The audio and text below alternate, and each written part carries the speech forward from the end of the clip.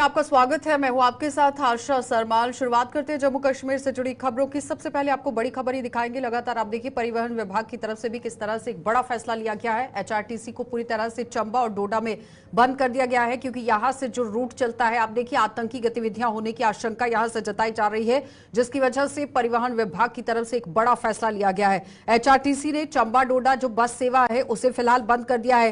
15 दिन पहले यहां पर बस सेवा जो है वो बंद हुई थी। आतंकी घटनाओं को मद्देनजर रखते हुए प्रशासन की तरफ से ये एक बड़ा फैसला लिया गया। बताते चले कि चंबा के रास्ते से होते हुए आतंकी इस रूट का इस्तेमाल कर सकते हैं और जम्मू कश्मीर के अंदर दाखिल हो सकते हैं। सुरक्षा के लिहाज से ये लंगेरा इलाका है जहां तक बस सेवा जाती है और निर्धारित रूट पर डोडा तक ये गई थी और उसके बाद ही आप देखिए स्थिति को किस तरह से आंकलन के तौर पर देखा गया है। एचआरटीसी चंबा ने लोगों की सुविधा को देखते हुए इसी महीने चंबा से डोडा के लिए अंतर्राज्यीय रूट पर बस सेवा शुरू की थी, लेकिन फिलहाल अब उसे स्थगित कर दिया गया है, क्योंकि आपने देखा कि डोडा के अंदर एनकाउंटर के बाद एनकाउंटर किस तरह से देखे जा रहे थे और लगातार वहां पर सुरक्षा बलों की तरफ से मोर्चा भी संभाला गया। डीआईजी की तरफ से भी ये कहा गया, जो कि आपने देखा कि श्रीधर पाटिल किस तरह से बात कर रहे थे। वो कह रहे हैं कि चिन्हित कर लिया गया है इलाकों को, लेकिन उसके बाद गहनता से ऑपरेशन यहां पर शुरू कर दिया गया है। मौत के घाट इन लोगों को उतार दिया जाएगा और राशन का पूरी तरह से इंतजाम कर दिया गया है, क्योंकि सुरक्षा बलों के लिए वहां पर खाने पीने सारी सामग्री जो है वो जुटाने की कोशिश की है, क्योंकि भारी पुलिस बल को, सुरक्षा बल को वहां पर तैनात कर दिया गया। इसके बीच में दिन रात जो पेट्रोलिंग है वो की जा रही है, क्योंकि भारतीय सीमा के अंदर अगर आतंकी दाखिल होने की फिराक में होते हैं तो उन्हें किस तरह से निस्तानाबूद करना है, इस पर काम करने की कोशिश यहां पर सुरक्षा बलों की तरफ से की जा रही थी। लेकिन समझिए कि जो पुलिस सीमांत क्षेत्र है उसमें चौकसी को बढ़ा दिया गया है। दिन रात पेट्रोलिंग की जा रही है और गतिविधियों पर नजर रखी जा रही है। चंबा पुलिस पूरी तरह से अलर्ट पर है, क्योंकि चंबा से होते हुए डोडा के अंदर अगर कोई बस आ रही है तो उसमें आतंकी बैठकर मौजूद हो सकते हैं, पहुंच सकते हैं। उसी को मद्देनजर रखते हुए अब इस पर रोक लगा दी गई है। लेकिन फिलहाल पुलिस की ओर से ड्रोन के साथ भी निगरानी रखने की कोशिश की गई। ड्रोन का इस्तेमाल किया गया, क्योंकि घने जंगल हैं और जंगलों के अंदर आतंकियों के छिपे होने की संभावना जो है वो जताई जा रही थी। लेकिन उस बीच में लगातार सुरक्षा बलों ने, अर्धसैनिक बलों ने, पैरामिलिट्री फोर्सेस वहां पर मौजूद है, जम्मू कश्मीर पुलिस वहां पर मौजूद है। लेकिन सवाल यहां पर यह भी उठ रहा है कि जिस तरह से तालमेल नहीं बन पा रहा था, वो तालमेल बनाने की जरूरत है। और जाहिर तौर पर एक सवाल और उठ रहा था कि जम्मू कश्मीर पुलिस के अंदर जवानों की जो तादाद है वो कम है, भर्तियां होनी चाहिए और उसके बाद आगे की कार्रवाई को अंजाम देने की कोशिश होनी चाहिए। क्योंकि वर्ष 1993 में चंबा के ही यहां पर हार क्षेत्र में गांव जलाड़ी में आतंकवादियों ने एक घर में घुसकर लोगों को गोली मारकर वहां से ये लोग भाग गए थे। 95 में मनसाधार में आतंकियों ने 2 पुलिसकर्मियों को, यहां आपने देखा किस तरह से उन पर गोलियां चलाई, उनकी हत्या कर दी थी। 1996 में आतंकवादियों ने केहार सेक्टर में 2 भेड़ पालकों को लूटा था। 98 में चुराहा की जो कालावान है वहां पर आतंकियों ने 35 मजदूरों को मौत के घाट उतार दिया था और जिसको मद्देनजर रखते हुए अब कार्रवाई को अंजाम दिया गया है। फिलहाल चंबा डोडा जो बस सेवा है उसे बंद कर दिया है।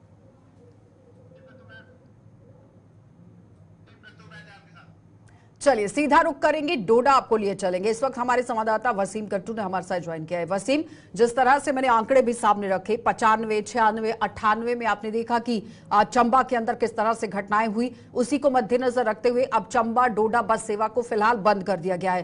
क्या कुछ रिएक्शन है, इस वक्त की ताजा स्थिति क्या है, जमीन पर हालात किस तरह से हैं? जम्मू कश्मीर पुलिस के डीआईजी की तरफ से जो दावा पेश किया गया है, ग्राउंड पर किस तरह से सिचुएशन इस वक्त बनी हुई है?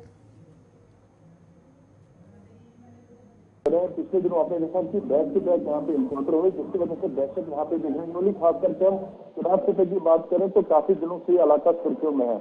अब जो है जो फैसला लिया गया है एनपीटीसी की तरफ से, ये फैसला लिया गया है कि जो हमारी जो यहाँ से चंबा गाड़ी जाती थी, फिलहाल ये ट्रांसपोर्ट रोक दी गई है, क्योंकि आप देख रहे हैं कि अक्सर इस इलाके से लोग गुजरते हैं, यहाँ से चंबा जाते हैं, चंबा से बदरवा या डोडा आते हैं।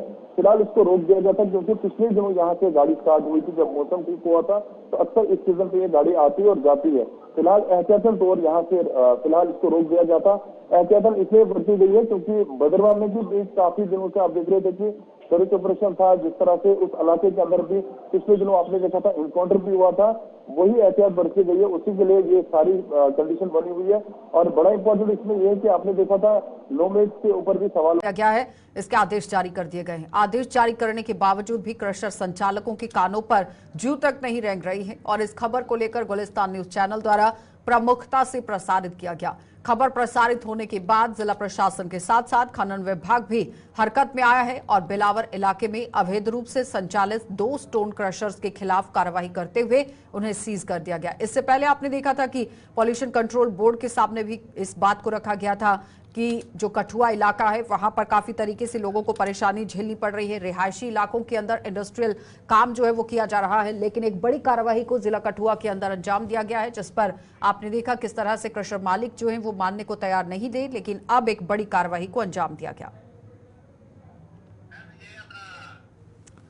चलिए, रंजीव हमारे साथ जुड़ चुके हैं कठुआ से। रंजीव, क्या कुछ ताजा अपडेट है? क्योंकि इससे पहले आपने देखा कि कठुआ के लोगों की ये दरमियानी मांग रही है कि इस तरह से काम अगर कहीं पर भी हो रहा है तो उसे बंद होना चाहिए। खनन माफिया के खिलाफ पूरी तरह से मोर्चा लोगों ने खोला है, लेकिन कई बार प्रशासन पर आरोप भी लगे हैं कि प्रशासन की नाक तले ये काम हो रहे हैं, लेकिन इस बार प्रशासन की तरफ से कार्रवाई की गई। अभी तक क्रशर्स के जो मालिक हैं उनके कानों पर जू तक नहीं रेंग रही है। क्या वजह है, किस तरह से अब काम चल रहा है? देखिए, आशा 6 जुलाई को जिला प्रशासन की तरफ से एक ऑर्डर निकाला गया कि जिला कठुआ में जो अवैध दस्तावेजों के बिना दस्तावेज के अवैध जो क्रैशर स्टोन क्रैशर चल रहे थे 25, उनको बंद करने का और 1 सप्ताह के अंदर अंदर उनका जो ढांचा है उसे हटाने का निर्देश दिया था प्रशासन की तरफ से, माइनिंग विभाग की तरफ से। डीसी कठुआ राकेश मिनाज के उनके आदेश के बाद और उसके बाद इतने दिन बीत जाने के बाद भी 10-12 दिन हो चुके हैं। आवाज नहीं आ रही रंजीव। तो फिलहाल तस्वीरें भी आप देख रहे हैं जिला कठुआ से, जहां पर आप देखिए स्टोन क्रशर्स पर ये बड़ी कार्रवाई की गई है, क्योंकि जिस भी इलाके के अंदर स्टोन क्रशर्स लगाए जाते हैं सबसे पहले तो उस इलाके के अंदर लोगों को बिजली की परेशानी हो जाती है, क्योंकि आघोषित कट वहां पर लगते हैं और लोगों का ये आरोप है कि बार बार बिजली चली जाती है, इसलिए जो रिहायशी इलाके हैं वहां पर स्टोन क्रशर्स नहीं होने चाहिए। लेकिन तस्वीरों में आप देखिए दूरदराज इलाके के अंदर ये स्टोन क्रशर दिख रहा है, लेकिन प्रशासन की तरफ से एक बड़ी कार्रवाई को अंजाम दिया गया। अंजाम देने के बाद भी अगर इस क्रशर्स को बंद नहीं किया गया है तो फिर कई तरह के सवाल जरूर उठते हैं, जिस पर कार्रवाई करने की जरूरत है। आगे बढ़ जाते हैं। भीषण गर्मी के कारण इस मौसम में यहाँ जिला सांबा में बिजली की चरम मौसम को देखते हुए ये बिजली की आघोषित कटौती से लोग परेशान हैं, लेकिन आप देखिए जिस तरह से जिला सांबा में भी मौसम की जिस तरह से मार लोगों को पड़ रही है, क्योंकि उमस भरी गर्मी भी है, दूसरी तरफ आघोषित कटौती है। तो डिप्टी कमिश्नर सांबा अभिषेक शर्मा ने विद्युत विकास विभाग की आपातकालीन समीक्षा बैठक बुलाई है, उसकी अध्यक्षता की और बैठक में कार्यकारी अभियंता पीडीडी जो कि सांबा के हैं, सहायक कार्यकारी अभियंता और सहायक अभियंता भी इसमें शामिल हुए हैं। बैठक में डीसी सांबा ने बिजली आपूर्ति सुनिश्चित करने के आवश्यक उपाय करने के लिए पीडीडी अधिकारियों को दिशा निर्देश दे दिए हैं। तो साफ तौर पर आप देखिए, एक तरफ गर्मी का मौसम है, दूसरी तरफ यहाँ पर उमस भरे दिन चल रहे हैं, लेकिन उसके साथ साथ अगर आघोषित कटौती बिजली की हो रही है तो लोगों को काफी परेशानियां इससे झेलनी पड़ रही हैं। कई बार प्रशासन की तरफ से, विभाग की तरफ से दावा पेश किया जाता है कि माकूल तरीके से बिजली पर्याप्त यहाँ पर लोगों को होनी चाहिए और उस पर काम चल रहा है। इससे पहले कहा गया कि स्मार्ट मीटर्स लगाए जाएंगे और उसके बाद आपको 24 घंटे बिजली जो है वो मिलेगी। आपको कट्स का इस्तेमाल जिस तरह से प्रशासन करता है वो नहीं करेगा, कट्स का सामना नहीं करना पड़ेगा, लेकिन बिजली अब भी आप देखिए किस तरह से कट कट कर पहुंच रही है। आघोषित कटौती लगातार जारी है। जिला सांबा से ही हमारे संवाददाता ऋषि खजूरिया ने हमारे साथ ज्वाइन किया है। ऋषि, जिस तरह से स्मार्ट मीटर लगाने की बात हुई थी और उसके बाद ये कहा गया था कि आघोषित कटौती बिल्कुल नहीं होगी, लेकिन उसके बावजूद भी जिला सांबा के लोग आज भी बिजली की परेशानी को देकर जूझ रहे हैं। किस तरह से काम चल रहा है और जो मीटिंग्स चल रही है उसका क्या असर हुआ है? देखिए, बिल्कुल आपको बताते चले कि जिस तरह से जिला प्रशासन सांबा ने एक बड़ा फैसला लिया और खासतौर पर यहाँ पर एक हाई लेवल मीटिंग हुई है पावर क्राइसिस को लेकर। मैं आपको बताना चाहता हूँ कि इस मीटिंग में तमाम जो पावर डिपार्टमेंट के अधिकारी हैं वो यहाँ पर मौजूद रहे और दिशा निर्देश जो वो डीसी सांबा की तरफ से जारी किए गए। और खासतौर पर इसमें ये देखा गया है कि जिस तरह से लगातार ह्यूमिडिटी बढ़ती जा रही है और पावर क्राइसिस लगातार देखने को मिल रहा है, कई अलग अलग एरियाज में अनशेड्यूल्ड पावर कट हो रहे हैं, जिसको लेकर डीसी ने ये साफ तौर पर कहा है कि लोगों को कोई भी किसी तरह से परेशानी जो वो ना पेश आए और लोगों को इस मौसम में जो है बिजली बराबर मिलती रहे, स्टेबल पावर सप्लाई जो मिलती रहे, उसी को लेकर दिशा निर्देश जारी किए गए हैं। और उसमें ये भी हिदायत जारी की गई है कि जिस तरह से मान लीजिए कि किसी इलाके में कोई ट्रांसफार्मर जो डैमेज हो जाता है तो उसको